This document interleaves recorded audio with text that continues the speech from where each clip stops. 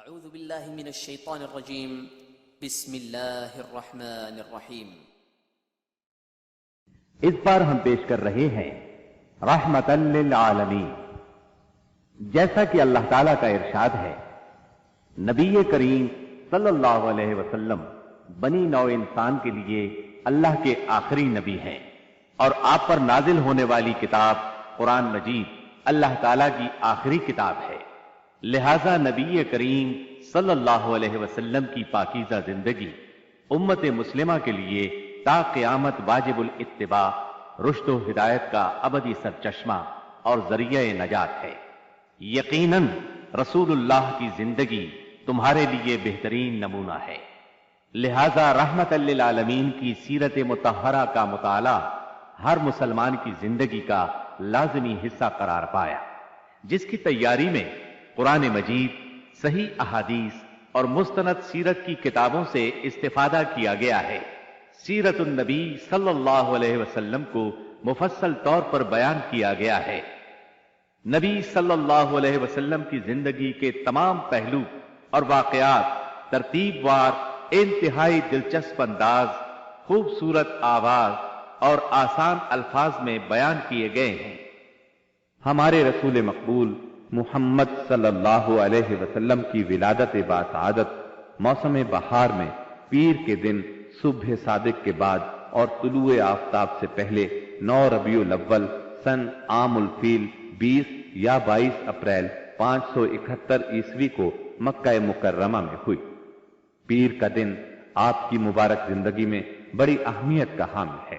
سیدنا ابن عباس رضی اللہ عنہ فرماتے ہیں کہ آپ پیر کو پیدا ہوئے، پیر کے دن آپ کو نبوت سے سرفراز فرمایا گیا، سوموار ہی کو مکے سے مدینے کی طرف ہجرت کے لیے نکلے، سوموار ہی کو آپ مدینہ منورہ تشریف لائے، اور آپ نے پیر ہی کے دن اس دار فانی کو خیر باد کہا۔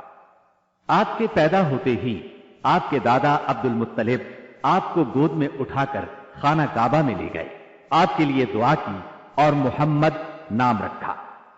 پوتے کی پیدائش کی خوشی میں 7ویں دن اپنے قبیلے کی دعوت کی۔ لوگوں نے آپ کے دادا سے پوچھا، آپ نے نومولود کا نام دوسرے لوگوں کے ناموں جیسا کیوں نہیں رکھا؟ انہوں نے جواب دیا، میں چاہتا ہوں میرے پوتے پر اس نام کا اثر پڑے اور میرا پوتا تعریف و توصیف حاصل کرے۔ آپ کی والدہ سیدہ آمنہ نے آپ کا نام احمد رکھا۔ انجیل میں بطور پیشگوئی آپ کے 2 نام آئے ہیں، فارقلی اور منہمنا۔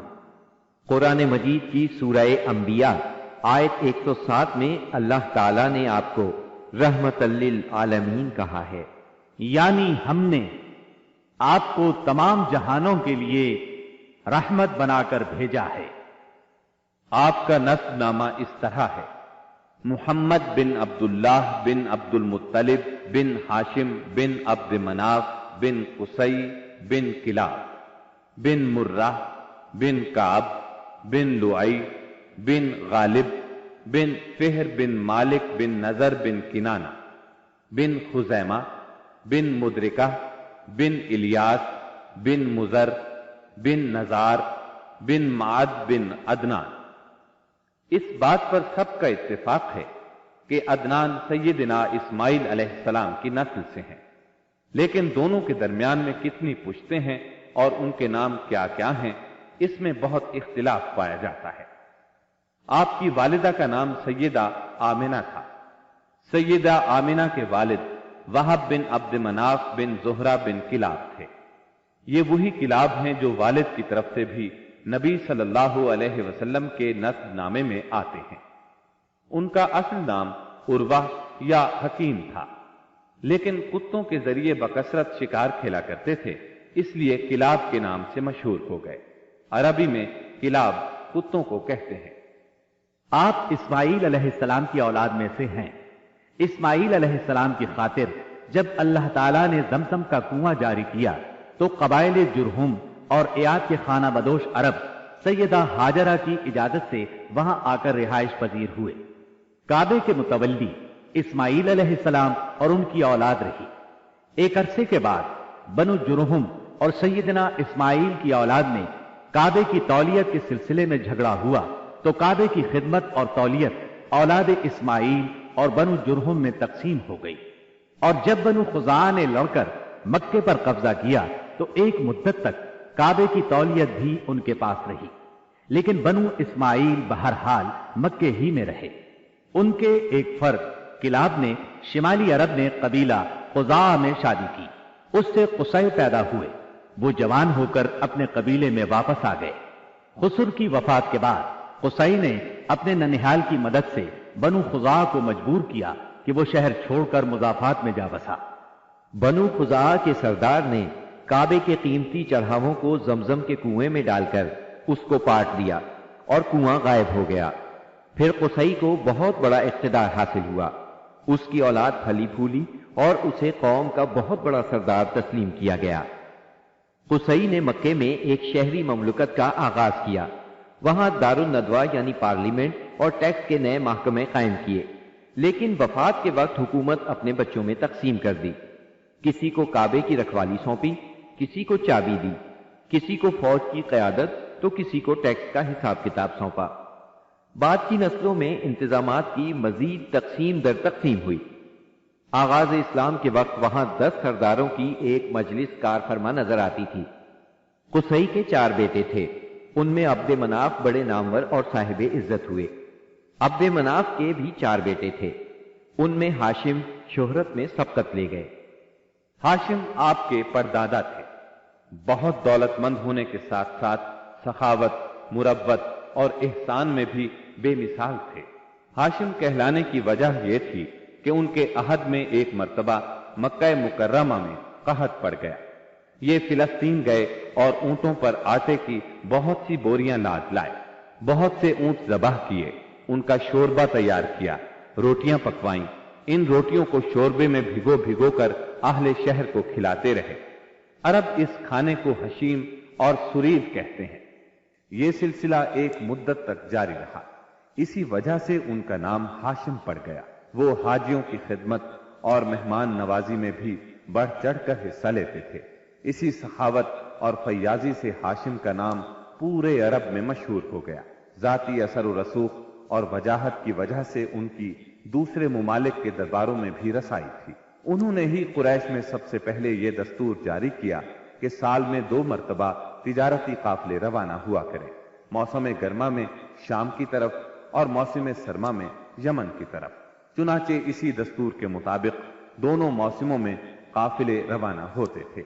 سورۃ القریش میں اللہ تعالیٰ نے قریش کو یہی انعام یاد دلایا ہے، کیونکہ قریش اللہ کی رحمت سے موسم سرما و گرما کے عادی ہو گئے۔ ان کی سمجھ میں یہ بات آ گئی کہ اس نعمت کے شکریہ میں اللہ کی عبادت کرنا چاہیے جو اس گھر کا مالک ہے، اور اس نے انہیں بھوک میں کھانا دیا اور خوف سے امن بخشا۔ نجاشی شاہ حبش ہاشم کی بے حد خاطر مدارت کرتا اور تحفے تحائف بھی پیش کرتا۔ قیصر روم بھی ان سے بہت مہربانی سے پیش آتا تھا۔ ہاشم نے یمن اور روم کی حکومت سے قریش کے تجارتی قافلے کی حفاظت کا حکم حاصل کیا، اور یہ ان کے اعلیٰ تدبر کا نتیجہ تھا کہ تمام راستے قریش کے تجارتی قافلوں کے لیے محفوظ ہو گئے۔ اس طرح مکہ مکرمہ بین الاقوامی تجارت کا مرکز بن گیا۔ اس سے خانہ کعبہ کی زیارت اور فریضہ حج عام ہو گئے، اور مکی زبان بھی ملک کے چاروں طرف سمجھی جانے لگی۔ ان قریشی قافلوں اور سالانہ میلوں کی وجہ سے جزیرہ نمائے عرب میں ایک معاشی مرکز پیدا ہو گیا۔ ان سالانہ میلوں میں قریش کو سرمایہ دارانہ تجارت اور قافلوں کی حفاظت کے سلسلے میں بہت اہمیت حاصل تھی۔ اس طرح مکہ مکرمہ تجارتی مرکز بنا، جس نے سیاسی مرکزیت کا راستہ کھولا جو اسلام کا کارنامہ بننے والا تھا۔ 197 عیسوی کے چند ماہ بعد ہاشم کی بیوی سلمہ بنت عمرو کے ہاں مدینہ منورہ میں شیبہ یعنی عبد المطلب پیدا ہوئے۔ بچے کے سر میں کچھ بال سفید تھے، اس لیے ان کا نام شیبہ رکھا گیا۔ شیبہ کا مطلب ہے بوڑھا۔ ہاشم کی وفات کے بعد ذمہ داریاں ان کے بھائی مطلب نے سنبھال لی تھی، گویا مطلب شیبہ کا چچا تھا۔ اس کی وفات کے بعد شیبہ نے رفادہ اور سقایا کی ذمہ داریاں خوبی سے سنبھالی۔ انہوں نے یمن اور حبشہ کے درباروں میں اپنی قوم کی نمائندگی بھی کی۔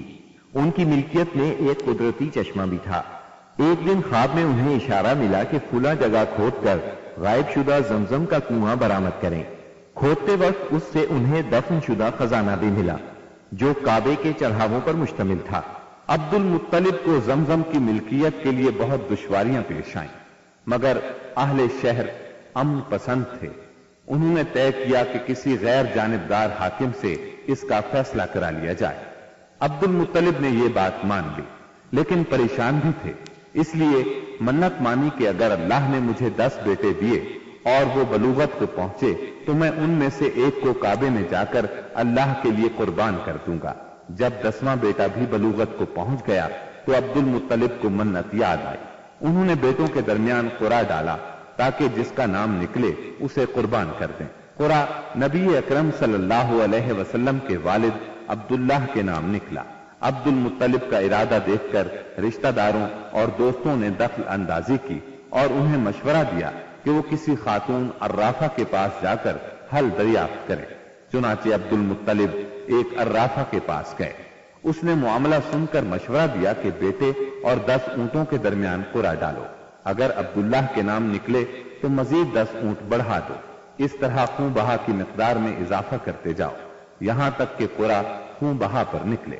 انہوں نے قرعہ اندازی شروع کی۔ قرعہ ہر بار عبداللہ کے نام نکلتا رہا۔ یہ 10 اونٹ ہر بار بڑھاتے گئے۔ جب 100 اونٹ پورے ہو گئے تب قرعہ اونٹوں کے نام نکلا۔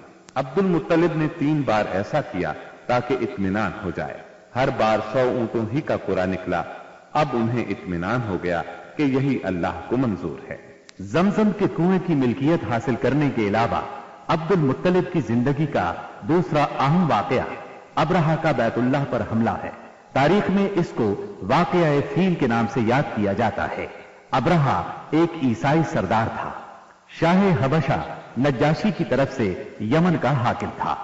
اس نے دیکھا کہ اہل عرب حج کے لیے مکہ مکرمہ جاتے ہیں اور خانہ کعبہ کا طواف کرتے ہیں، تو اس نے عیسائی مذہب کے نام پر یمن کے شہر صنعاء میں ایک عالیشان گرجا بنوایا۔ عرب میں اس گرجا کی خبر مشہور ہو گئی۔ قبیلہ کنانہ کا ایک آدمی وہاں گیا اور گرجا میں گندگی پھیلا کر بھاگ آیا۔ ابرہہ نے غصے میں آ کر قسم کھائی کہ کعبے کو ڈھا کر دم لے گا۔ چنانچہ وہ ایک لشکر جرار لے کر مکہ مکرمہ کی طرف روانہ ہوا۔ راستے میں عرب کے جس قبیلے نے بھی مزاحمت کی، ابرہہ نے اسے تہہ تیغ کر ڈالا، یہاں تک کہ وہ مکہ معظمہ کے قریب پہنچ گیا۔ وہاں کے لوگوں کو اپنے ارادے سے خبردار کرنے کے لیے اس نے اہل مکہ کے جانور پکڑ لیے۔ ان جانوروں میں عبد المطلب کے 200 اونٹ بھی تھے۔ عبد المطلب کو ابرہہ کی چڑھائی کی خبر ملی تو وہ خانہ کعبہ کی دیواروں سے لپٹ گئے اور رو پڑے، اللہ سے اپنے گھر کی حفاظت کی دعا کی۔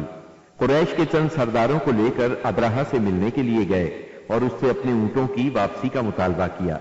ابرہہ ان کی بات سن کر حیران ہوا اور بولا، تم نے اپنے اونٹوں کی واپسی کی تو بات کی، کعبے کے متعلق ایک لفظ بھی نہیں کہا۔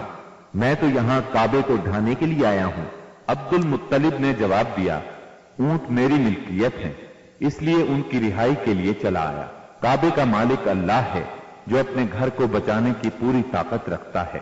ابرہہ نے ان اونٹوں کی واپسی کا حکم دے دیا۔ یہ اپنے اونٹ لے کر مکہ معظمہ واپس آ گئے۔ 60-70 ہزار کا لشکر تھا اور اس میں 9 یا 13 ہاتھی تھے۔ اس لشکر نے آخر مکے پر چڑھائی کی۔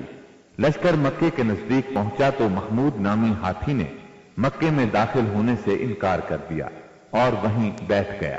ایسے میں اچانک باہر کلزم کی طرف سے پرندوں کا ٹڈی دل نظر آیا۔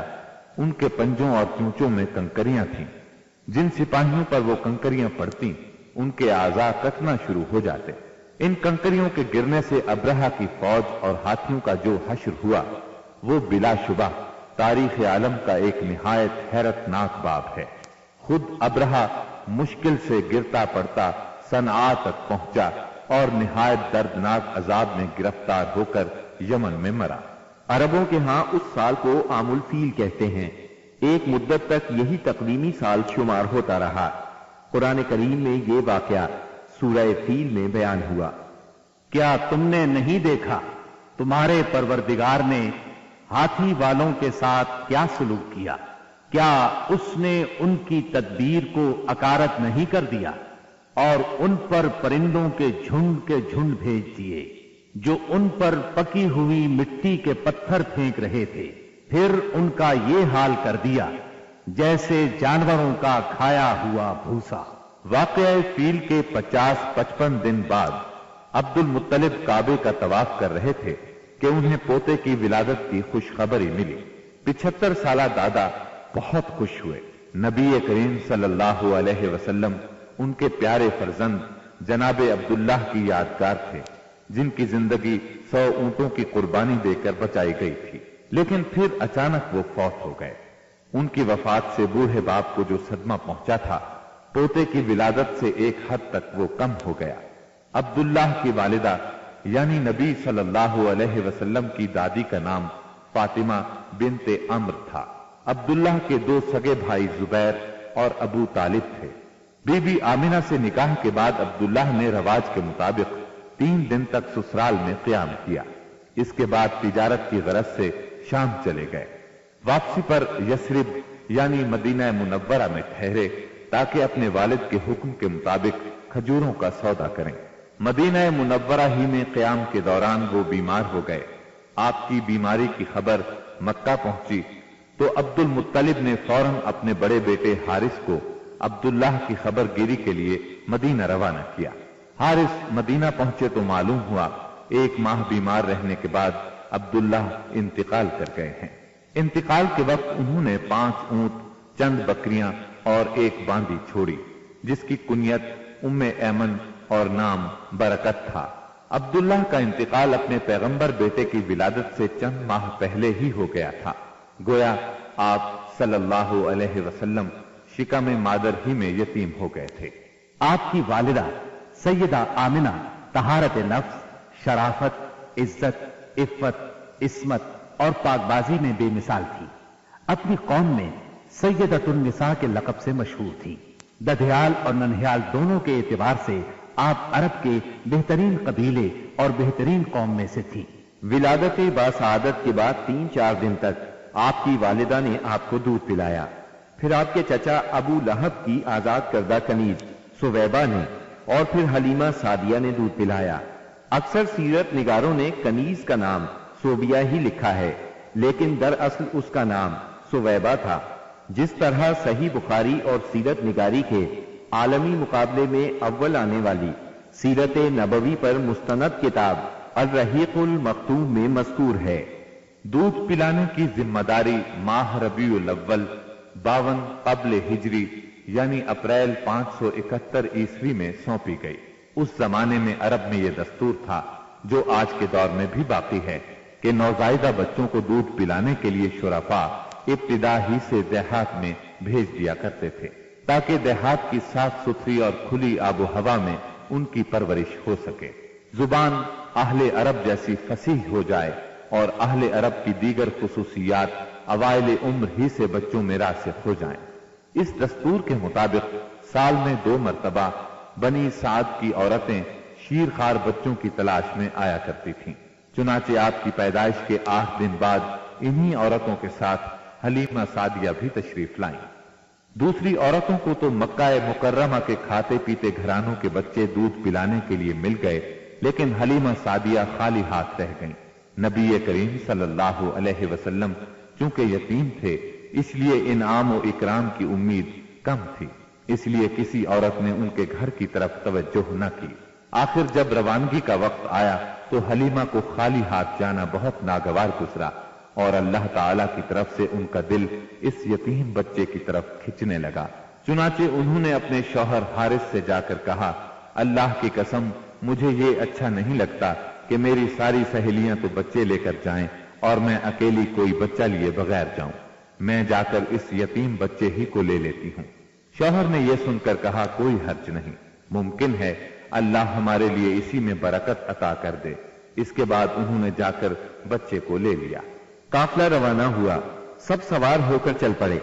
حلیمہ سعدیہ بھی آپ کو لے کر چلی۔ حلیمہ کی اونٹنی دبلی پتلی، دیکھنے میں مریل اور چلنے میں سب سے سست رفتار تھی، لیکن جو ہی حلیمہ سعدیہ آپ کو لے کر اس پر سوار ہوئی، یکا یک وہ برق رفتار ہو گئی۔ باقی عورتوں نے اس منظر کو حیرت سے دیکھا کہ حلیمہ سعدیہ کی مریل اونٹنی ان کی طاقتور اور تیز رفتار اونٹنیوں سے آگے نکلی جا رہی تھی، اور پھر وہ ان سب کو پیچھے چھوڑ گئی۔ یہ تبدیلی دوسری عورتوں کے لیے کسی معجزے سے کم نہیں تھی۔ حلیمہ کے والد ابو زویب کا نام عبداللہ بن حارث تھا۔ وہ نبی صلی اللہ علیہ وسلم کے رضائی نانا ہوئے۔ حلیمہ کے شوہر کا نام حارث بن عبد العزا تھا۔ یہ دونوں ہی قبیلہ سعد بنی بکر بن حوازن سے تعلق رکھتے تھے۔ اسی طرح حارث کے بچے آپ کے رضائی بھائی بہن ہوئے۔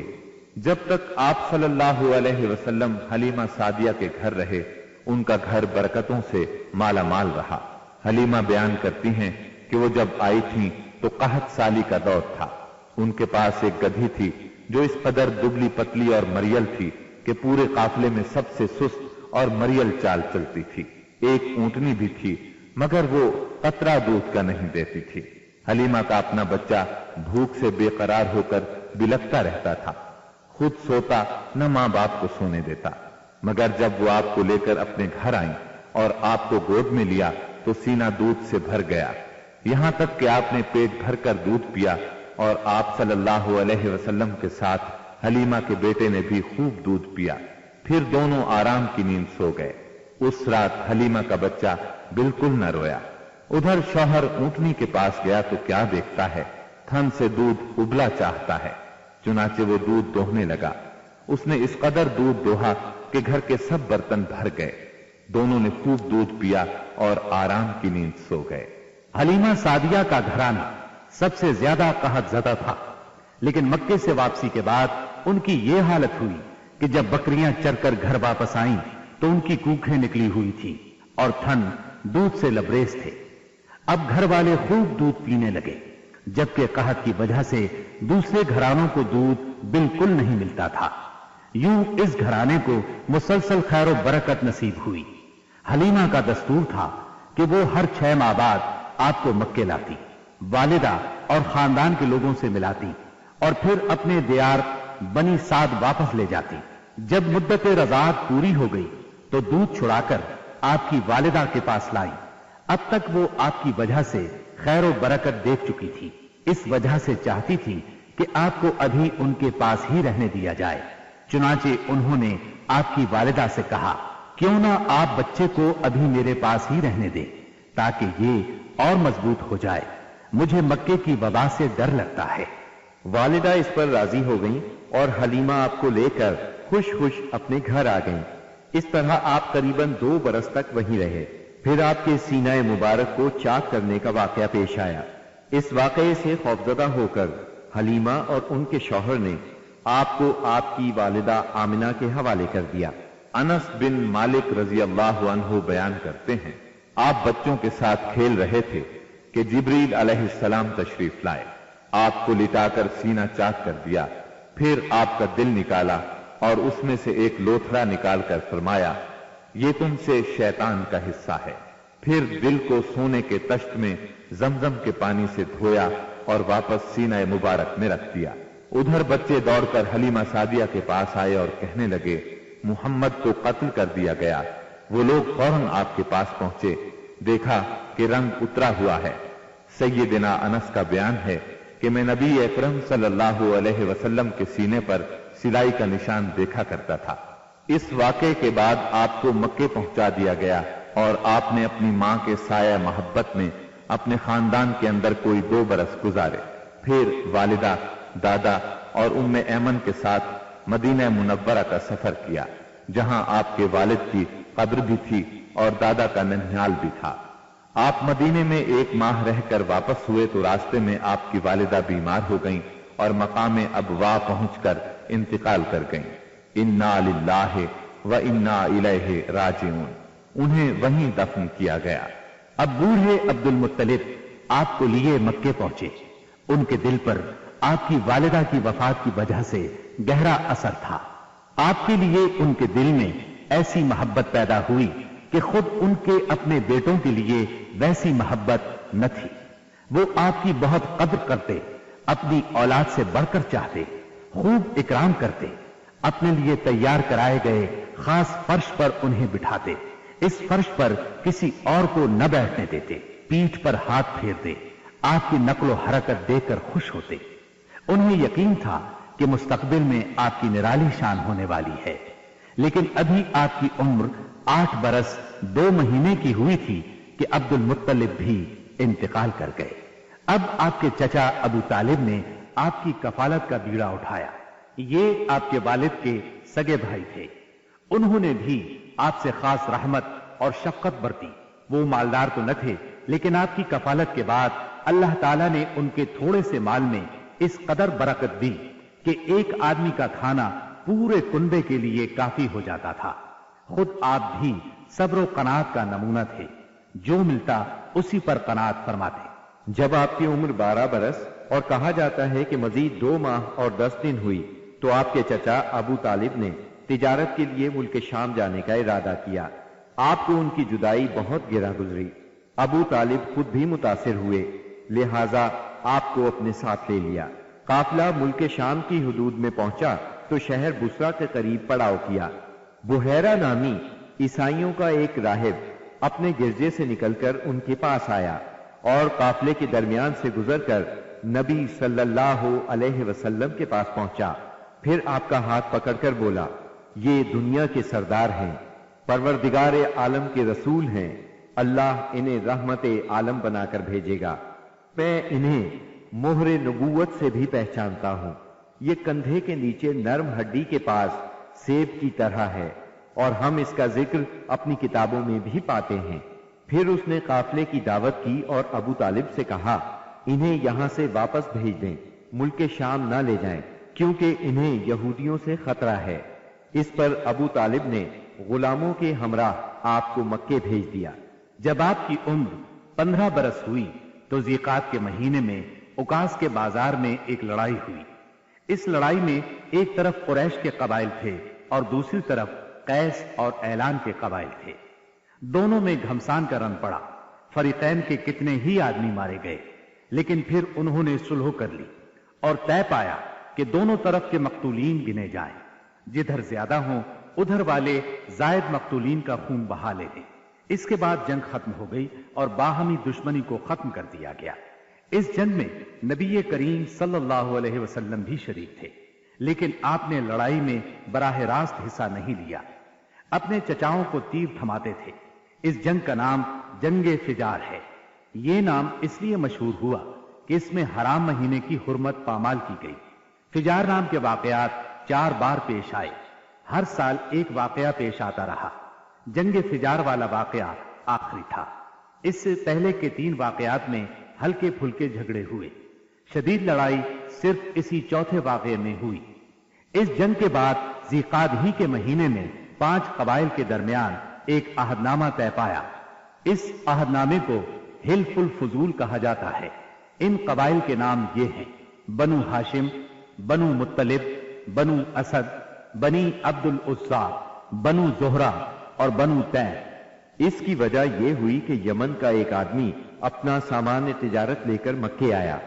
आस बिन वाइल ने उससे वो माल खरीद लिया, लेकिन कीमत अदा न की। उसने बनु अब्दुद्दार, बनु मखजूम, बनु सहम और बनु अदी से फरियाद की, लेकिन उन्होंने कोई तवज्जो न दी। चुनाचे उसने अबू कुबैस के पहाड़ पर चढ़कर चंद अशार पढ़े, जिनमें अपनी मजलूमियत का नक्शा खींचा और आवाज लगाई कि कोई तो उसका हक दिलाने के लिए उसकी मदद करे। इस पर जुबैर बिन अब्दुल मुत्तलिब ने दौड़ धूप की, लिहाजा उस कबीले के अफराद बनु तैम के सरदार अब्दुल्ला बिन जुदआन के घर में जमा हुए और आपस में अहदो पैमान किया कि मक्के में जो भी मजलूम नजर आए, खाह मक्के का रहने वाला हो या किसी और जगह का, ये सब उसकी हिमायत में उठ खड़े होंगे। उन्होंने आस बिन वाइल से भी उसका हक लेकर उसके हवाले किया। इस अहदो पैमान में आप भी अपने चचाओं के साथ थे।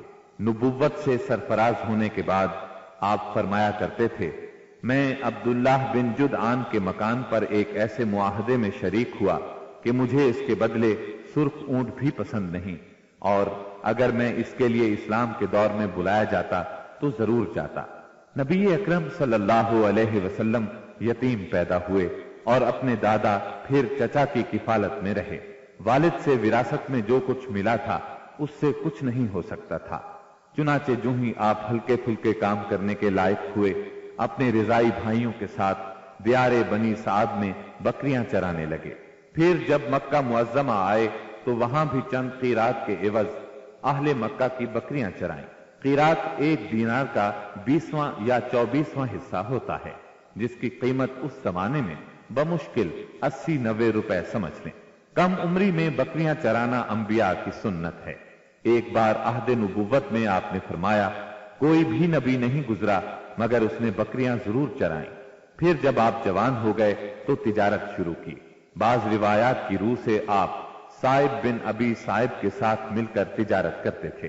آپ تجارت میں بہترین ساتھی تھے، لین دین کے معاملے میں لڑتے جھگڑتے تھے، نہ بحث کرتے تھے۔ تمام معاملات میں آپ حد درجے امانت دار، سچے اور پرہیزگار مشہور تھے۔ زندگی کے سبھی میدانوں میں آپ کا یہی طریقہ تھا۔ اسی بنا پر آپ کا لقب ہی امین مشہور ہو گیا تھا۔ ان تمام وجوہات کی بنا پر آپ کی شہرت سن کر سیدہ خدیجہ نے آپ کو تجارت کے لیے اپنے مال کی پیشکش کی۔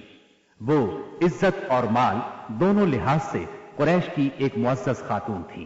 لوگوں کو اجرت دے کر اپنا مال تجارت کے لیے بھیجا کرتی تھی۔ اس پیشکش کے ساتھ انہوں نے یہ بھی کہا کہ وہ آپ کو سب سے اچھی اجرت دیں گی۔ چنانچہ آپ نے ان کے غلام میسرہ کے ساتھ شام کا سفر کیا، وہاں خرید و فروخت کی۔ اس خرید و فروخت میں بہت زیادہ نفع ہوا، اس قدر برکت ہوئی کہ پہلے کبھی اتنا منافع نہیں ہوا تھا۔ شام سے آپ مکہ واپس آئے اور سیدہ کی امانت انہیں سونپی۔ سیدہ خدیجہ نے امانت اور برکت کا یہ حال دیکھا تو حیرت زدہ رہ گئیں۔ ادھر میسرہ نے بھی آپ کی باتیں انہیں بتائیں۔ تب سیدہ نے محسوس کر لیا کہ انہیں ان کی مراد مل گئی ہے۔ چنانچہ انہوں نے آپ سے اپنی سہیلی کے ذریعے سے شادی کی خواہش ظاہر کی۔ انہوں نے سیدہ خدیجہ کے چچا عمرو بن اسد کو پیغام بھیجا۔ اس طرح بات طے ہوئی۔ نکاح کا خطبہ ابو طالب نے پڑھا، اس میں اللہ کی حمد و ثنا کی، پھر آپ کے فضل و شرف کا ذکر کیا۔ اس کے بعد ایجاب و قبول کے الفاظ کہے اور مہر بیان کیا۔ یہ ملک شام کے سفر سے واپسی کے 2 مہینے اور چند دن بعد کی بات ہے۔ اس وقت آپ کی عمر 25 سال تھی اور سیدہ خدیجہ کی عمر 40 سال تھی۔ ان کی عمر کے بارے میں کچھ اور قول بھی ہیں، لیکن مشہور قول 40 ہی کا ہے۔ سیدہ خدیجہ کی شادی پہلے عتیق بن عائز مخزومی سے ہوئی تھی۔ وہ انتقال کر گیا تو ابو حالہ تیمی سے ہوئی۔ اس سے ایک بچہ بھی ہوا، مگر پھر ابو حالہ بھی فوت ہو گیا۔ اس کے بعد بڑے بڑے سرداران قریش نے شادی کا پیغام دیا، مگر سیدہ خدیجہ راضی نہ ہوئی، یہاں تک کہ اللہ تعالیٰ نے انہیں آپ کی طرف مائل کر دیا، اور اس طرح سیدہ کو آپ صلی اللہ علیہ وسلم کی زوجیت کا شرف حاصل ہوا۔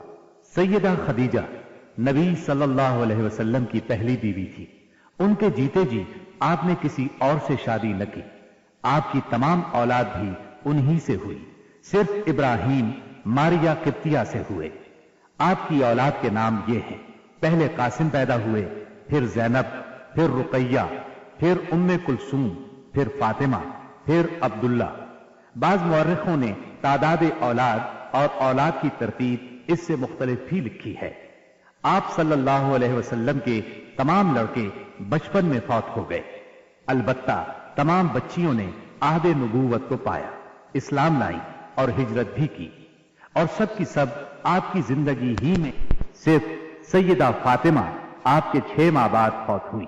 آپ کی عمر کا 35واں سال تھا کہ ایک زوردار سیلاب آیا، اس سے خانہ کعبہ کی دیواریں پھٹ گئیں۔ ایک بار پہلے آگ بھی لگی تھی، اس لیے آگ کی وجہ سے دیواریں کمزور ہو چکی تھیں۔ اب قریش نے فیصلہ کیا کہ خانہ کعبہ کی نئے سرے سے تعمیر کی جائے۔ اس موقع پر انہوں نے فیصلہ کیا کہ اس تعمیر میں صرف حلال مال ہی خرچ کریں گے، چنانچہ رنڈی کی اجرت، سود کی دولت اور کسی کا ناحق لیا ہوا مال اس میں استعمال نہیں کریں گے۔ انہیں خانہ کعبہ گراتے ہوئے ڈر بھی لگ رہا تھا کہ کہیں اللہ کا عذاب نہ ٹوٹ پڑے۔ آخر کار ولید بن مغیرہ نے یہ کہہ کر ڈھانا شروع کر دیا کہ اللہ مصلحین کو ہلاک نہیں کرتا۔ جب لوگوں نے دیکھا کہ اسے کچھ نہیں ہوا تو وہ بھی اس کام میں شریک ہو گئے اور سیدنا ابراہیم علیہ السلام والی بنیاد تک خانہ کعبہ گرا ڈالا۔ اس کے بعد تعمیر شروع کی۔ تعمیر کے لیے ہر قبیلے کا الگ الگ حصہ مقرر تھا۔ معززین اپنے کاندھوں پر پتھر لاتے اور ڈھیر لگاتے۔ نبی کریم صلی اللہ علیہ وسلم اور آپ کے چچا عباس بھی پتھر ڈھو رہے تھے۔ تعمیر کا کام باقوم نامی ایک رومی معمار کر رہا تھا۔ مال چونکہ اس قدر جمع نہ ہو سکا تھا کہ سیدنا ابراہیم علیہ السلام والی بنیادوں پر تعمیر مکمل کی جا سکتی، اس لیے شمال کی طرف سے قریباً 6 ہاتھ چھوڑ کر اس پر ایک چھوٹی سی دیوار اٹھا دی گئی تاکہ علامت باقی رہے کہ یہ بھی خانہ کعبہ کا حصہ ہے۔ اس کو ہجر اور حتین کہتے ہیں۔ جب دیوار حجر اسود تک اٹھ گئی تو ہر سردار نے چاہا حجر اسود کو اس کی جگہ رکھنے کا شرف اسے حاصل ہو۔ اس پر سخت جھگڑا اٹھ کھڑا ہوا جو 4-5 روز تک جاری رہا۔ کسی طرح فیصلہ نہ ہو پایا کہ حجر اسود کون رکھے گا، اور قریب تھا کہ حرم میں خون ریزی ہو جائے۔ یہ تو محمد ہیں جو کہ امین ہیں، ہم ان سے راضی ہیں۔ پھر آپ ان کے نزدیک پہنچے تو آپ کو تفصیل سنائی گئی۔ آپ نے اس مسئلے کا حل یہ نکالا کہ ایک چادر لی، اس میں حجر اسود کو رکھا اور سب سرداروں سے کہا اس چادر کو سب لوگ کناروں سے پکڑ کر اٹھائیں۔ سب نے ایسا ہی کیا۔ جب چادر حجر اسود کی جگہ پہنچ گئی تو آپ نے اپنے مبارک ہاتھوں سے حجر اسود کو اس کی جگہ پر رکھ دیا۔ یہ اس قدر عمدہ فیصلہ تھا کہ سب خوش ہو گئے۔ نبی کریم صلی اللہ علیہ وسلم بچپن ہی سے عقل سلیم کے مالک تھے، پاک دامن تھے، بھرپور قوت کے مالک تھے۔ جوانی اور پختگی کا زمانہ آیا تو آپ کی خوبیاں اور زیادہ نکھر کر سامنے آئیں۔ آپ درست سوچ، صحیح نظر، بہترین اخلاق اور عمدہ عادات کا سب سے بلند نمونہ تھے۔ سچائی اور امانت، صبر و شکر، حیا اور وفا، خیر خواہی اور تواضع سبھی میں ممتاز تھے۔ بھلائی اور احسان میں آپ کا کوئی ثانی نہیں تھا۔ ابو طالب نے کیا خوب کہا ہے، وہ گورے مکھڑے والا جس کی برکت سے ابر رحمت برستا ہے، وہ یتیموں کا سہارا اور بیواؤں کا نگہبان ہے۔ آپ بہت صلہ رحمی کرنے والے تھے، لوگوں کا بوجھ اپنے سر لیتے تھے۔ کنگال کی ایسی مدد فرماتے کہ مالدار ہو جاتا یا روزگار سے لگ جاتا، مہمان کی مہمانی کرتے اور مصیبت کے مارے ہوں سے تعاون فرماتے۔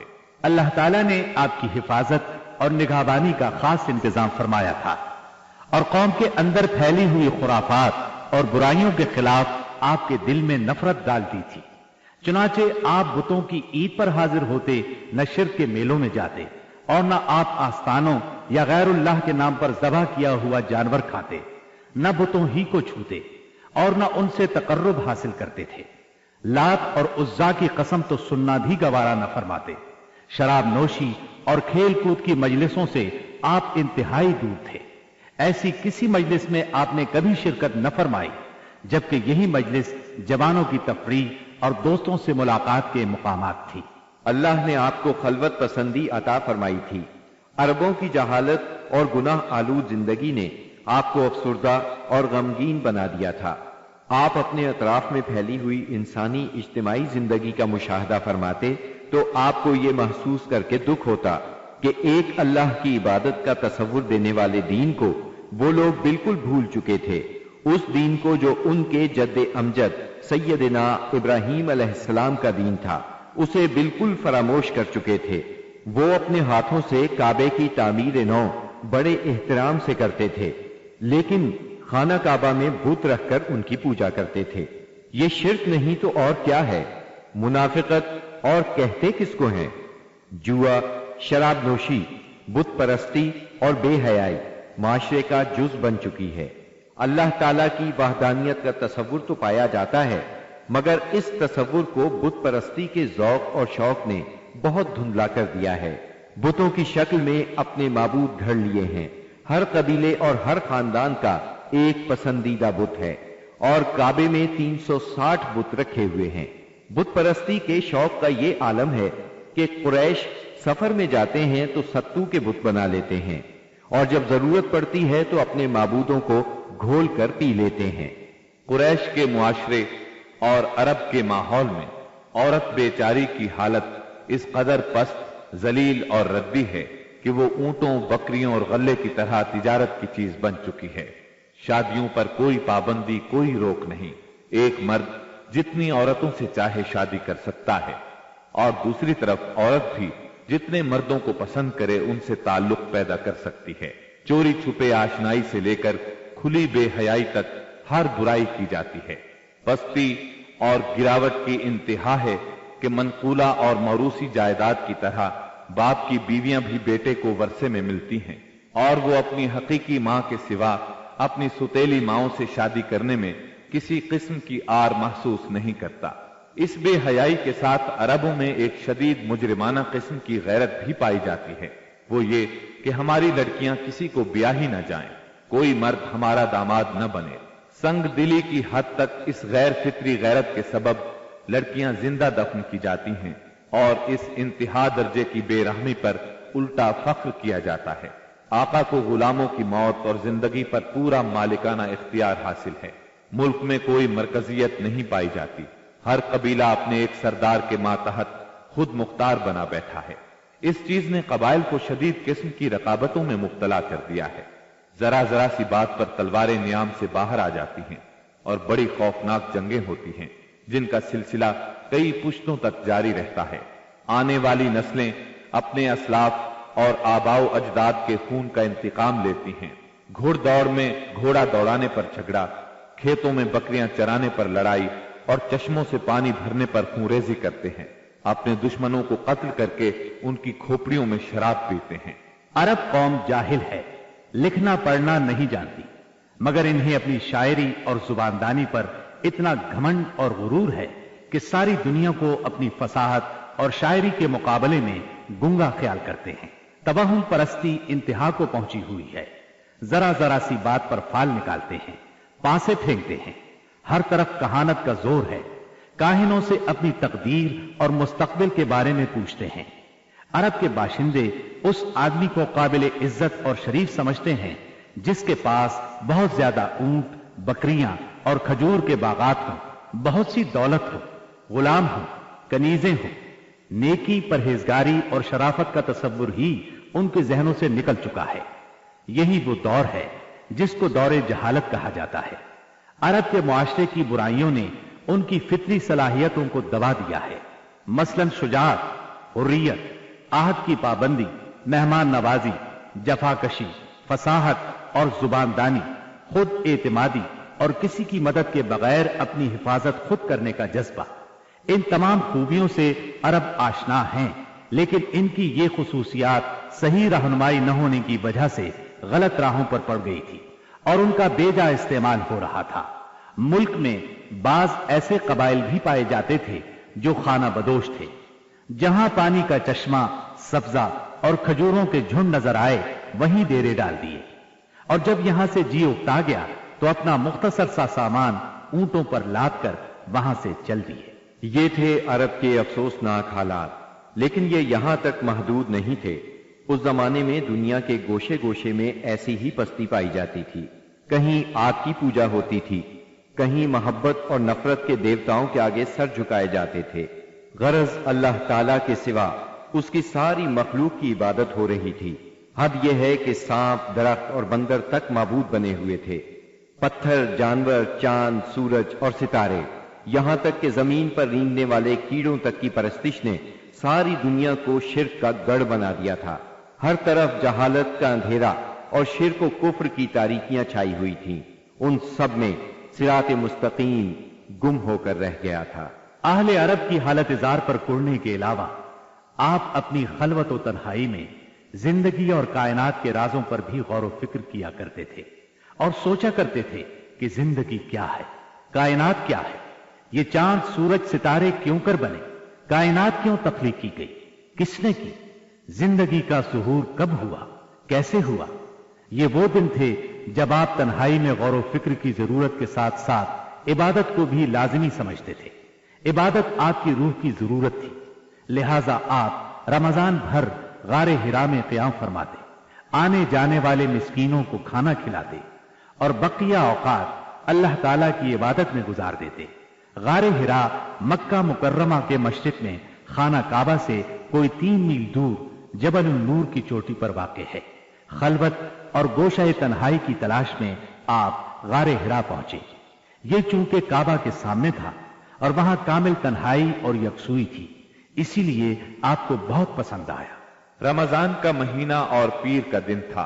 आप गारे हिरा के अंदर जिक्र इलाही और इबादत में मशगूल थे कि यकायक जिब्रील अलैहिस्सलाम नाजिल हुए और आपको वही और नबुव्वत से नवाजा। सैयदा आयशा रजी अल्लाह अन्हा फरमाती हैं, रसूलुल्लाह सल्लल्लाहु अलैहि वसल्लम पर वही का आगाज नींद में अच्छे ख्वाब से हुआ। आप जो ख्वाब देखते वो सफेदाए सहर की तरह नमूदार होता।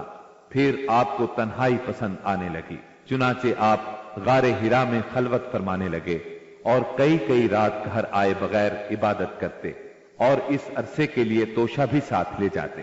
फिर सैयदा खदीजा रजी अल्लाह अन्हा के पास तशरीफ लाते और उतनी मुद्दत के लिए फिर तोशा ले जाते, यहां तक कि आप गारे हिरा में थे कि आपके पास हक आ गया, यानी फरिश्ता आपके पास आया और कहा इकरा, यानी पढ़िए। आपने फरमाया मैं पढ़ना नहीं जानता। रसूलुल्लाह सल्लल्लाहु अलैहि वसल्लम फरमाते हैं कि इस पर उसने मुझे पकड़ लिया और इस जोर से दबोचा कि मुझे चूर कर डाला और फिर मुझे छोड़कर कहा इकरा, यानी पढ़िए। मैंने फिर कहा मैं पढ़ना नहीं जानता। उसने फिर मुझे पकड़कर दबोचा और चूर कर डाला, फिर छोड़कर कहा इकरा, पढ़िए। मैंने फिर कहा मैं पढ़ा हुआ नहीं हूं। अब उसने तीसरी बार दबोचा और कहा इक़रा बिस्मि रब्बिकल लज़ी ख़लक़ ख़लक़ल इंसान मिन अलक़ इक़रा व रब्बुकल अकरमुल लज़ी अल्लम बिल क़लम अल्लमल इंसान मा लम यअलम। पढ़ अपने उस परवरदिगार के नाम से जिसने पैदा किया, इंसान को लोथड़े से पैदा किया। पढ़ तेरा रब बड़ा करीम है, जिसने कलम के जरिए से इल्म दिया, इंसान को वो बात सिखाई जिसे वो जानता न था। अब आपने ये आयत पढ़ दी, फिर आप इन आयत को लेकर वापस आए। आपका दिल कांप रहा था। आपने सैयदा खदीजा रजी अल्लाह अन्हा के पास पहुंचकर फरमाया मुझे चादर ओढ़ा दो, मुझे चादर ओढ़ा दो। उन्होंने चादर ओढ़ा दी, यहां तक कि दहशत जाती रही। फिर आपने सैयदा खदीजा को वाकया सुनाया और फरमाया मुझे अपनी जान का खौफ है। उन्होंने कहा अल्लाह की कसम, ऐसा हरगिज नहीं हो सकता। अल्लाह आपको कभी रुस्वा नहीं करेगा। आप सिला रहमी करते हैं, बेसहारों का बोझ उठाते हैं, खाली हाथ लोगों की मदद करते हैं, मेहमान की मेहमानी करते हैं और हक के सिलसिले में पेश आने वाले मसाइब में मदद करते हैं। इसके बाद सैयदा खदीजा आपको अपने चचाजाद भाई वरका बिन नौफल के पास ले गई। ये जाहिलियत के दौर में ईसाई हो गए थे, अबरानी लिखना पढ़ना जानते थे और अबरानी में इंजील लिखते थे। उस वक्त बूढ़े और नाबीना हो चुके थे। सैयदा खदीजा रजी अल्लाह अन्हा ने उनसे कहा भाईजान आप अपने भतीजे की बात सुने। वरका बिन नौफल ने कहा भतीजे कहो तुम क्या कहते हो। आपने जो कुछ देखा था बयान कर दिया। इस पर वरका बोले ये तो वही फरिश्ता है जो मूसा अलैहिस्सलाम पर नाजिल हुआ था। काश मैं उस वक्त जिंदा होता जब आपकी कौम आपको निकाल देगी। आपने हैरान होकर फरमाया मेरी कौम मुझे निकाल देगी। वरका बिन नौफल बोले हां, कोई ऐसा आदमी नहीं जो तुम जैसा पैगाम लाया हो और उससे दुश्मनी न की गई हो, और अगर मैं उस वक्त तक जिंदा रहा तो तुम्हारी जबरदस्त मदद करूंगा। लेकिन इसके बाद जल्द ही वरका बिन नौफल फौत हो गए और उधर वही का सिलसिला रुक गया। वही की बंदिश से आपको सख्त रंजो मलाल हुआ, लेकिन मसलहत इलाही इसी में थी, क्योंकि इस तरह खौफ जाता रहा। मुआमले की नौयत समझने का मौका मिला और दोबारा वही की मशक्कत बर्दाश्त करने पर तबीयत सिर्फ आमादा ही नहीं हुई बल्कि एक गुना शौक और तलब भी पैदा हुई और आप दोबारा वही का इंतजार करने लगे। उधर आप गोशा नशीनी की बकिया मुद्दत पूरी करने के लिए वरका के पास से पलटकर دوبارہ غار ہرا میں تشریف لا چکے تھے۔ جب ماہ رمضان ختم ہو گیا اور آپ کی اعتکاف کی مدت پوری ہو گئی تو عادت کے مطابق پہلی شوال کی صبح ہرا سے اتر کر مکہ معظمہ روانہ ہوئے۔ نبی کریم صلی اللہ علیہ وسلم ارشاد فرماتے ہیں، میں پہاڑ سے اتر کر میدان میں پہنچا تو مجھے پکارا گیا۔ میں نے دائیں دیکھا، کچھ دکھائی نہ دیا، بائیں دیکھا تو بھی کچھ دکھائی نہ دیا، سامنے دیکھا تو بھی کچھ دکھائی نہ دیا، پھر پیچھے دیکھا تو وہاں بھی کچھ نظر نہ آئے۔ اس کے بعد میں نے سر اوپر اٹھایا تو کیا دیکھتا ہوں کہ جو فرشتہ ہرا میں میرے پاس آیا تھا وہی آسمان و زمین کے درمیان موجود ہے۔ یہ دیکھ کر میرا پورا وجود اس کے روب سے بھر گیا، یہاں تک کہ میں زمین کی طرف جھک گیا۔ پھر میں خدیجہ کے پاس آیا اور کہا، مجھے چادر اڑا دو، مجھے چادر اڑا دو، مجھے کمبل اڑا دو، ٹھنڈے پانی کے چھینٹے مارو۔ انہوں نے کمبل اڑا دیا، ٹھنڈے پانی کے چھینٹے مارے، پھر یہ آیات نازل ہوئی، یا ایہا المدثر قم فانذر وربک فکبر وثيابك فطهر والرجز فاهجر۔ اے کمبل پوش، اٹھ اور لوگوں کو ان کی بدعملی کے نتائج سے ڈرا، اپنے رب کی بڑائی بیان کر اور اپنے کپڑے پاک رکھ اور گندگی سے الگ تھلگ رہ۔ بعثت نبوی کے ابتدائی 3 برسوں میں آپ چپکے تبلیغ کرتے رہے۔ اس دوران میں سیدنا ارقم رضی اللہ عنہ کا گھر اسلامی تحریک کا مرکز بنا۔ یہ گھر کوہ صفا کے دامن میں واقع تھا۔ نمازیں گھروں کے اندر اور پہاڑوں کی گھاٹیوں میں پڑھی جاتی رہیں۔ اس تبلیغ کے ذریعے سے چراغ جلتا رہا۔ آپ نے سب سے پہلے ان لوگوں کو تبلیغ فرمائی جن کے آپ کے ساتھ تعلقات تھے۔ آپ کو اپنے ان قریبی ساتھیوں کی طرف سے مایوسی کا سامنا نہیں کرنا پڑا۔ عورتوں میں آپ کی زوجہ سیدہ خدیجہ رضی اللہ عنہا، غلاموں میں زید بن حارثہ رضی اللہ عنہ، مردوں میں سیدنا ابو بکر صدیق رضی اللہ عنہ اور لڑکوں میں سیدنا علی رضی اللہ عنہ نے سب سے پہلے اسلام قبول کیا۔ خفیہ دعوت و تبلیغ کا یہ سلسلہ قریباً 3 سال تک جاری رہا۔ اس عرصے میں جن حضرات نے اسلام قبول کیا ان کے نام یہ ہیں: بلال بن رباح، عثمان بن عفان، زبیر بن عوام، عبد الرحمن بن عوف، طلحہ بن عبید اللہ، سعد بن ابی وقاص، عمرو بن انبسہ، خالد بن سعد بن عاص، عمار بن یاسر، خباب بن ارت، ابو عبیدہ بن جراح، سعید بن زید، جعفر بن ابی طالب، عبداللہ بن مسعود، ابو سلمہ، عثمان بن مظعون، صہیب رومی اور ارقم رضی اللہ عنہ۔ مجموعی طور پر قریباً 40 افراد نے اسلام قبول کیا۔ ان حضرات کو السابقون الاولون کہا گیا۔ اس خاموش تبلیغ کے نتیجے میں 40 افراد نے اسلام قبول کیا۔ اس طرح اسلام کی بنیاد مضبوط ہو گئی۔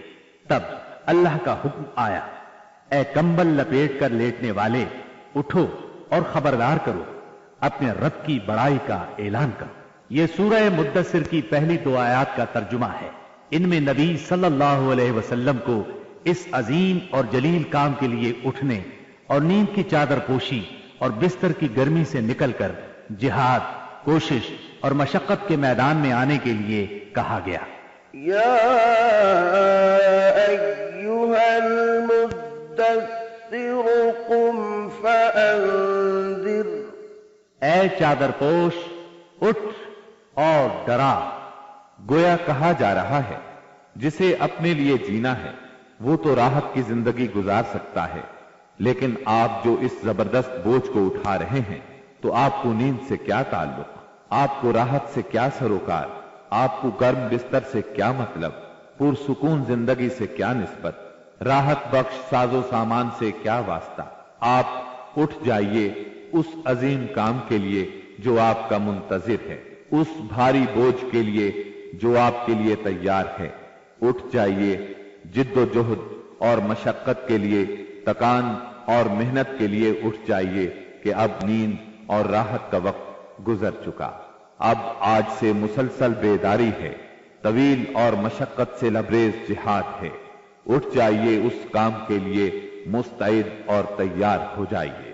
یہ بڑا عظیم اور پرہیبت حکم ہے۔ اس نے نبی صلی اللہ علیہ وسلم کو پرسکون گھر، گرم آغوش اور نرم بستر سے کھینچ کر تند طوفانوں اور تیز جھکڑوں کے درمیان انتہائی گہرے سمندر میں لا کھڑا کیا، لوگوں کے ضمیر اور زندگی کے حقائق کی کشاکشی کے درمیان پہنچا دیا۔ پھر رسول اللہ صلی اللہ علیہ وسلم اٹھ گئے اور قریباً 20 سال تک اٹھے رہے۔ آپ نے اپنا چین، سکون اور آرام چھوڑ دیا۔ زندگی اپنے لیے نہ رہی، اہل و عیال کی نہ رہی۔ آپ اٹھے تو پھر اٹھے ہی رہے۔ کام اللہ کی طرف دعوت دینا تھا۔ آپ نے یہ کمر توڑ بار گراں اپنے کندھوں پر کسی دباؤ کے بغیر اٹھا لیا۔ یہ بوجھ تھا، اس روئے زمین پر امانت کبریٰ کا بوجھ، ساری انسانیت کا بوجھ، سارے عقیدے کا بوجھ، میدانوں میں جہاد اور دفاع کا بوجھ۔ آپ نے 20 سال سے زیادہ عرصے تک مسلسل اور ہمہ گیر مارکا آرائی میں زندگی بسر کی، اور اس پورے عرصے میں جب سے آپ نے وہ آسمانی ندا اللہ کی آواز سنی اور یہ بھاری ذمہ داری پائی، آپ کو کوئی ایک حالت کسی دوسری حالت سے غافل نہ کر سکی۔ اللہ آپ کو ہماری طرف سے اور ساری انسانیت کی طرف سے بہترین اجر عطا فرمائے، آمین۔ پھر اللہ تعالی نے آپ کو حکم دیا، اے نبی، جس بات کا آپ کو حکم دیا گیا ہے اس کا صاف صاف اعلان کر دیجئے اور مشرکین سے رخ پھیر لیجئے۔ پھر مزید حکم ہوا، اور سب سے پہلے اپنے قریبی رشتہ داروں کو کفر اور شرک سے ڈرائیے، اور جو ایمان لے آئے اور آپ کی پیروی کرے اس کے ساتھ نرمی اور شفقت کا معاملہ فرمائیے۔ جب آپ کو عام دعوت دینے کا حکم دیا گیا اور یہ ہدایت نازل ہوئی کہ آپ اپنے قریب ترین عزیزوں کو سب سے پہلے اللہ کے عذاب سے ڈرائیں، تو آپ نے صبح سویرے کوہ صفا پر چڑھ کر بلند آواز سے پکارا، یا صباحا۔ عرب میں یہ صدا وہ شخص لگاتا تھا جو صبح کے جھٹپٹے میں کسی دشمن کو اپنے قبیلے پر حملہ کرنے کے لیے آتے دیکھ لیتا تھا۔ آپ کی یہ آواز سن کر لوگوں نے پوچھا، یہ کون پکار رہا ہے؟ بتایا گیا، یہ محمد کی آواز ہے۔ اس پر قریش کے تمام خاندانوں کے لوگ آپ کی طرف دوڑ پڑے۔ جو خود آ سکتا تھا وہ خود آیا، جو نہیں آ سکتا تھا اس نے اپنی طرف سے کسی کو بھیج دیا۔ جب سب لوگ جمع ہو گئے تو آپ نے قریش کے ایک ایک خاندان کا نام لے لے کر پکارا، اے بنی ہاشم، اے بنی عبد المطلب، اے بنی فہر، اگر میں تمہیں یہ بتاؤں کہ اس پہاڑ کے پیچھے ایک لشکر تم پر حملہ کرنے کے لیے تیار ہے تو کیا تم میری بات کو سچ مانو گے؟ کیونکہ میں ایسی جگہ کھڑا ہوں جہاں سے میں ادھر بھی دیکھ رہا ہوں اور ادھر بھی۔ سب نے یک زبان ہو کر کہا، ہم آپ کی بات فوراً مان لیں گے، ہم نے کبھی آپ کو جھوٹا نہیں پایا، ہم نے ہمیشہ آپ کو سچا ہی پایا ہے۔ تب آپ نے فرمایا، میں تمہیں ایک سخت عذاب سے پہلے خبردار کرنے کے لیے بھیجا گیا ہوں۔ آپ کا چچا ابو لہب بھی اس مجمع میں موجود تھا۔ وہ آپ کا خطاب سن کر سخت برہم ہوا، کہنے لگا، ستیہ ناس جائے تیرا، کیا اس لیے تو نے ہمیں جمع کیا ہے؟ ایک روایت میں یہ بھی ہے کہ اس نے پتھر اٹھایا تاکہ آپ کو کھینچ مارے۔ اس طرح مکے میں اعلانیہ تبلیغ کی ابتدا ہوئی، لوگ مسلمان ہونے لگے۔ مسلمان ہونے والوں میں زیادہ تر نوجوان لوگ تھے۔ اس طرح ان کے بڑوں کو بہت دکھ ہوا کہ ہماری اجازت اور مرضی کے بغیر یہ کیوں پرانے قومی دین سے پھر گئے۔ ان لوگوں نے اپنے نو عمر رشتہ داروں کو طرح طرح سے اذیتیں دی، مارا پیٹا، بیڑیاں لگا کر قید کیا، چھت کے بغیر کمروں میں بند کیا، تپتی ریت پر ننگے بدن لٹایا، مگر یہ تمام اذیتیں بے اثر رہیں۔ ان لوگوں میں آزاد مرد اور عورتیں بھی تھیں، لونڈی اور غلام بھی تھے۔ لونڈیوں اور غلاموں کو ان کے آقاؤں نے شدید تکالیف پہنچائیں۔ اسی طرح موالی بھی تھے، یعنی غیر قبیلوں کے عرب، جو اہل مکہ میں کسی ایک کے ساتھ کسی معاہدے کے ذریعے سے موالی بن گئے تھے، مطلب یہ کہ ان کے حلیف بن گئے تھے۔ ان میں سے ایک سیدنا عمار بن یاسر رضی اللہ عنہ کا خاندان بھی تھا۔ ان کے خاندان کو خاص طور پر ظلم کا نشانہ بنایا گیا۔ سیدنا یاسر رضی اللہ عنہ پر اتنا ظلم ڈھایا گیا کہ وہ شہید ہو گئے۔ سیدہ سمیہ رضی اللہ عنہا جو سیدنا عمار کی والدہ تھی، انہیں ابو جہل نے نیزہ مار کر شہید کر دیا۔ یہ اسلام میں پہلی شہید خاتون ہیں۔ جلد ہی قرآن کریم میں بت پرستی کے خلاف سخت آیات نازل ہوئیں۔ مثلا سورہ انبیاء کی آیت 98 میں ارشاد ہوا، بے شک تم اور وہ بت جن کو تم اللہ کے سوا پوجا کرتے ہو سب دوزخ کا ایندھن ہوں گے اور تم سب اس میں داخل ہو کر رہو گے۔ اس پر مشرکین کے ظلم و ستم میں اور شدت آ گئی۔ آپ کی ذات کے خلاف اور اسلام کے حلقے میں داخل ہونے والوں کے خلاف تیزی آ گئی۔ خاص طور پر ابو جہل اور ابو لہب نے انسانیت کی حدود پھلانگ ڈالی۔ علانیہ تبلیغ کے بعد نبی صلی اللہ علیہ وسلم نے حرم میں اس طریقے سے نماز شروع کر دی جو اللہ تعالیٰ نے آپ کو سکھایا تھا، اور یہی وہ چیز تھی جس سے قریش نے پہلی مرتبہ محسوس کیا کہ آپ کسی نئے دین کے دعوے دار ہیں۔ اس پر ابو جہل کی جاہلیت اور بھڑک اٹھی۔ اس نے آپ کو دھمکانا شروع کر دیا۔ آپ سے سخت لہجے میں کہا، حرم میں اس طریقے سے عبادت نہ کریں۔ پھر ابو جہل نے قریش کے لوگوں سے پوچھا، کیا محمد تمہارے سامنے زمین پر اس طرح اپنا منہ ٹکاتے ہیں؟ ان لوگوں نے کہا ہاں۔ اس پر اس نے کہا، لات اور عزا کی قسم، اگر میں نے اسے اس طرح نماز پڑھتے دیکھ لیا تو میں اس کی گردن پر اپنا پاؤں رکھ دوں گا اور اس کا چہرہ زمین پر رگڑ دوں گا۔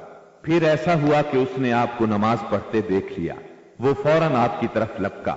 وہ اپنے اعلان کے مطابق آپ کی گردن مبارک پر اپنا ناپاک پاؤں رکھنا چاہتا تھا کہ اسی وقت لوگوں نے اسے گھبرا کر خوف زدہ انداز میں پیچھے ہٹتے دیکھا۔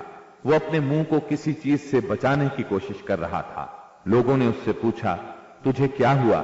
اس طرح پیچھے کیوں ہٹایا؟ اس نے کہا، میرے اور اس کے درمیان اچانک آگ کی ایک خندق اور کوئی ہولناک چیز تھی اور کچھ پر تھے۔ اس کی یہ بات کسی نے آپ کو بتائی تو آپ نے فرمایا، اگر وہ میرے قریب پھٹکتا تو فرشتے اس کے چیتھڑے اڑا دیتے۔ سیدنا ابن عباس رضی اللہ عنہ سے روایت ہے کہ رسول اللہ صلی اللہ علیہ وسلم مقام ابراہیم پر نماز پڑھ رہے تھے۔ ایسے میں ابو جہل کا ادھر سے گزر ہوا۔ اس نے کہا، اے محمد، کیا ہم نے تمہیں اس سے منع نہیں کیا تھا؟ یہ کہہ کر وہ آپ کو دھمکیاں دینے لگا۔ جواب میں آپ نے بھی اسے سختی سے جھڑک دیا۔ اس پر اس نے کہا، اے محمد، تم کس بل پر مجھے ڈراتے ہو؟ اللہ کی قسم، اس وادی میں میرے حمایتی سب سے زیادہ ہیں۔ ایک دن کسی جگہ اونٹ ذبح کیا گیا۔ ابو جہل نے عقبہ بن ابی معیط کو بھیجا کہ جا کر اوجھڑی اٹھا لائے، اور جب آپ سجدے میں جائیں تو اس کو آپ کی پیٹھ پر رکھ دے۔ اس نے ایسا ہی کیا۔ وہ اس قدر وزنی تھی کہ آپ سجدے سے سر نہ اٹھا سکے۔ سیدہ فاطمہ رضی اللہ عنہا اس وقت بچی تھی۔ انہیں اطلاع ملی تو وہ دوڑی آئیں اور اس غلیظ بوجھ کو آپ کی کمر مبارک سے اتارا۔ سیدنا عمرو بن عاص چشمدید واقعہ بیان کرتے ہیں۔ ایک روز نبی اکرم صلی اللہ علیہ وسلم خانہ کعبہ میں نماز پڑھ رہے تھے۔ عقبہ بن ابی معیط آیا۔ اس نے اپنی چادر کو لپیٹ دے کر آپ کی گردن مبارک میں ڈال دیا اور بل دینے لگا۔ جب اس نے بل پر بل دیے تو آپ کی گردن مبارک بھنج گئی۔ آپ اسی طرح اطمینان قلب سے سجدے میں پڑے رہے۔ اتنے میں سیدنا ابو بکر صدیق رضی اللہ عنہ وہاں پہنچ گئے۔ انہوں نے دھکے دے کر عقبہ بن ابی معیط کو ہٹایا اور ان سے فرمایا، کیا تم ایک ایسے شخص کو مارتے ہو اور صرف اس جرم میں کہ وہ کہتا ہے میرا پروردگار اللہ ہے اور وہ تمہارے پاس روشن دلائل لے کر آیا ہے؟ ان کے ایسا کہنے پر چند شریر سیدنا صدیق اکبر رضی اللہ عنہ پر ٹوٹ پڑے اور انہیں خوب زد و کوب کیا۔ انہی واقعات پر سورہ علق کی آیات 6 تا 19 نازل ہوئی، اور اسی سورت کی پہلی 5 آیات نازل ہونے کے بعد سب سے پہلے اسلام کا اظہار نبی کریم صلی اللہ علیہ وسلم نے نماز ہی سے کیا تھا، اور کفار سے آپ کی مد بھیڑ کا آغاز بھی حرم میں آپ کے نماز پڑھنے سے ہوا تھا۔